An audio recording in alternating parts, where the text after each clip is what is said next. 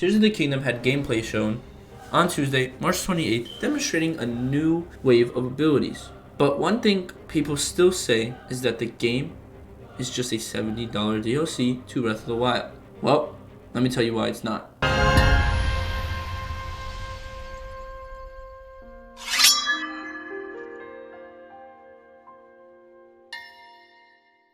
Before we get into this video, I just want to thank you guys so much for 1,000 subscribers.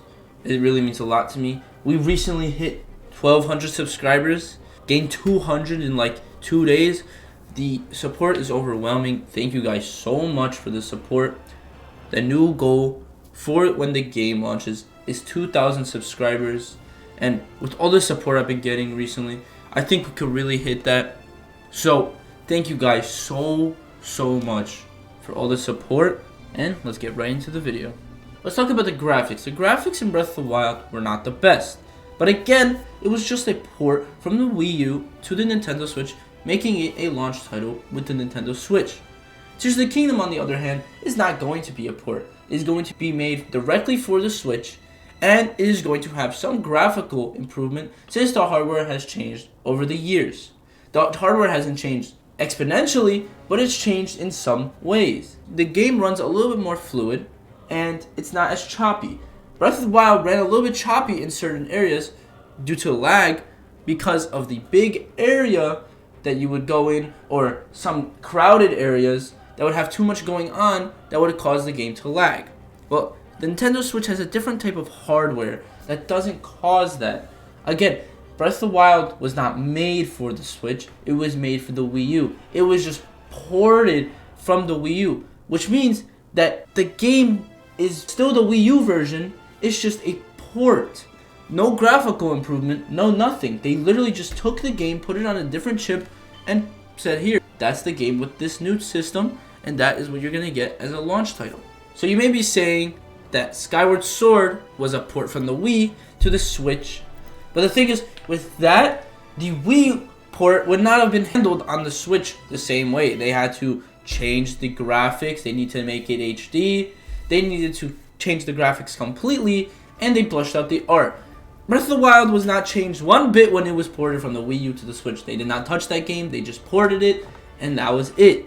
That's why Breath of the Wild was still like the Wii U version. If you compare the Wii U version to the Switch version of Breath of the Wild, there is no comparison in difference. It is the exact same game. It runs the same.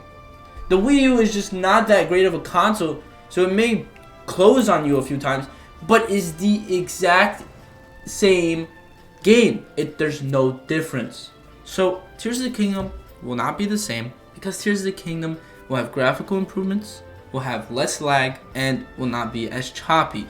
Breath of the Wild was still a great game. It was still worth your money. This game is only $10 extra with graphical improvements and less lag. So that's one of the reasons why this game should not be claimed as a $70 DLC. Now onto the overall world and the size of it. Looking at the gameplay we saw on Tuesday, this game looks massive compared to Breath of the Wild. The world has changed, not only on the surface, but the sky has been added, and it looks absolutely massive. Everywhere you go, you see a sky island. There's not one place on the map where there's no sky islands. And the thing is, we don't even know about the underground yet. We were told that there will be an underground, which is why they delayed the game in the first place, so that they could add a new layer to the game, because they didn't think that it was finished. They wanted to add even more. We don't even know about the underground. Looking at the sky, we're like, oh, this game looks great, but we don't even know anything about the underground. So looking at the gameplay, it's just so much. There's a lot going on. We were shown off new abilities, we were shown off new enemies, and we were shown off the sky islands. And with the new addition of skydiving, like in Skyward Sword, we can see the entire full fleshed out map. And does it look massive? It looks just insane. You can see everything while you're skydiving. It's crazy. The amount of time and effort they put into this game shows by just looking at the map and the changes they brought to this game. Playing Breath of the Wild and playing this side by side, there's a big difference. there's a graphical change, and there's also the Sky Islands. Sky Islands, the bigger map, and we don't even know anything about the underground. We are only shown 10 minutes of gameplay that only showed us a few new elements and new aspects of the game, and we think that's enough for us. That's crazy to think because we haven't even seen a percentage of the game. This doesn't even feel like a percentage. This feels so little of the game in such a big demonstration that feels like it's a lot, but it really wasn't. That's what's crazy. This game changed so much from Breath of the Wild. It looks different. It has better lighting. The lighting is better. It's not dark. It just looks great. The art looks phenomenal. Yes, the gameplay looks similar. The game itself looks similar, but that's because they're using the same engine. They're not changing the engine from Breath of the Wild. They're just changing the game. So, if you compare Hyrule in Tears of the Kingdom and Hyrule in Breath of the Wild, you can tell there's a big difference in the world in Tears of the Kingdom. Just from what we saw, looks completely different.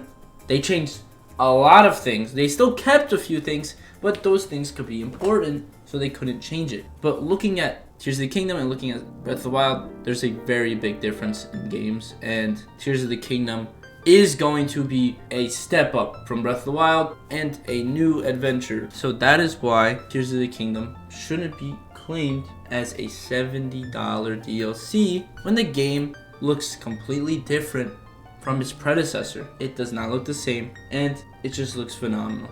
If you guys enjoyed this video and you guys agree with me that Tears of the Kingdom does not look like Breath of the Wild, that this game is going to be different, it's going to be better, and overall it's just going to be a completely different game, let me know in the comments down below if you agree or you disagree, and let me know why. So thank you for watching. I hope you enjoyed this video, and as always, don't forget to like, comment, and subscribe, and I'll see you guys in the next one. Please, lend him your power.